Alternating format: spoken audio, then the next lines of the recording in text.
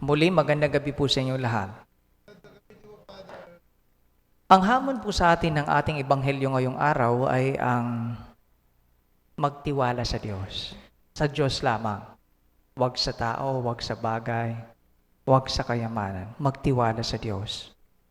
Alam po ninyo, isa sa mga tanong na dapat natin itanong ngayon ay, ano kaya ang mga bagay na nakakasira sa ating ugnayan sa Diyos, sa kapwa-tao, and even sa ating sarili? Well, generally, we call it sin, kasalanan.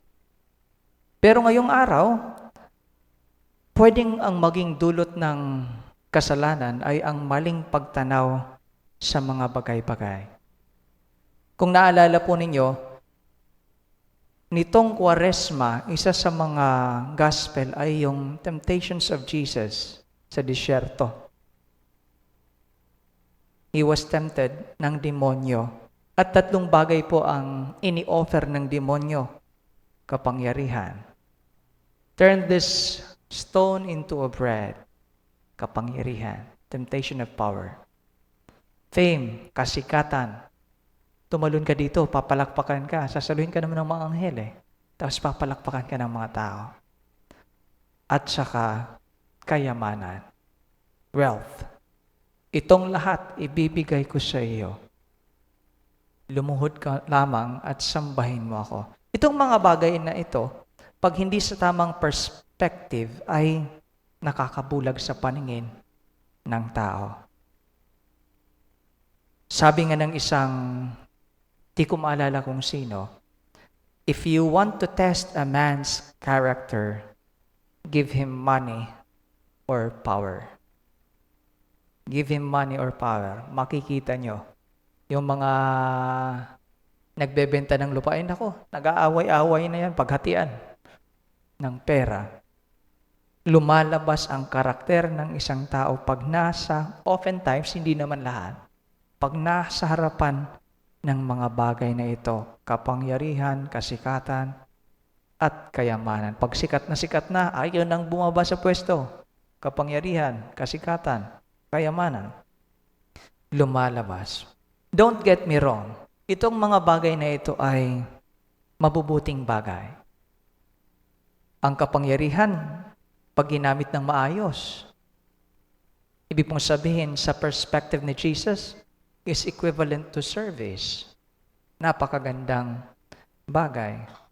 Ang kasikatan, pag ginamit natin, pag sikat ka, tapos ipinahayag mo si Diyos, ang mga tao, marami kang taong madadala patungo kay Jesus. Tapos pag mayaman ka, pag ginamit ng maayos, marami kang matutulungan. Marami tayong matutulungan.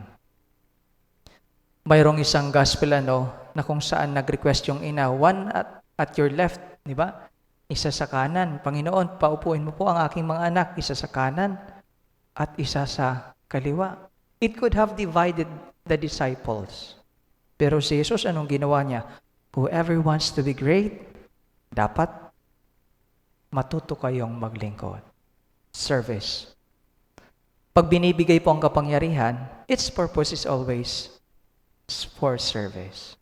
For service. Ang pagkapari namin, ay hindi po para sa amin. It is always for the service sa mga parokyano, sa simbahan. Meaning, itong mga bagay na ito, when given to us, dapat gamitin natin wisely. Wisely.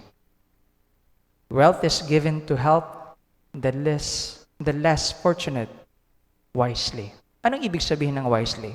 Well, pag sinasabi kasing wisely, ang pagbibigay ay okay din naman na bagay. Pero iba yung pagbibigay na inaalalayan mo pa.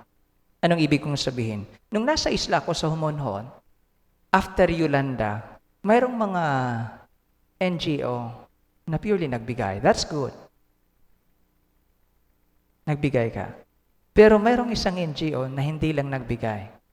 Nagbigay, tapos inalalayan nila yung mga tao sa mga different livelihood programs.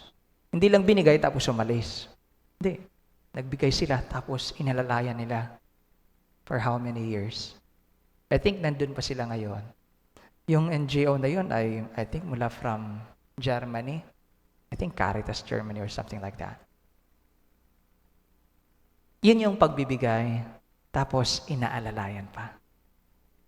Yan ang ibig kong sabihin pag sinasabing wisely. Wise na pagbibigay. Binibigyan mo, tapos inalalayan mo pa kung paano gagamitin, ganito. Hindi yung binigyan mo lang ng electric fan, tapos wala na, umalis ka na. Hindi, tinuruan pa. Ito, para lumago, ganitong gagawin. Para lumago, ganitong gagawin. And that's ang tawag po ng isang pare dyan is responsible giving. Hindi lang giving. Responsible giving. Inaalalayan. Kaya ng pagbibigay natin sa mga anak na gusto natin, yung mga anak natin, binibigyan, tapos inaalalayan, ganito ang paggamit niya, anak. Itong pera, ganito ibabudget mo. 10 pesos sa merienda, sa umaga, 10 pesos sa hapon. Inaalalayan po natin. That's giving wisely. Muli, ngayong araw, pinapaalalahan tayo ng Diyos sa ating paglalakbay sa 40 araw na ito na magtiwala palagi sa Kanya at sa Kanya lamang.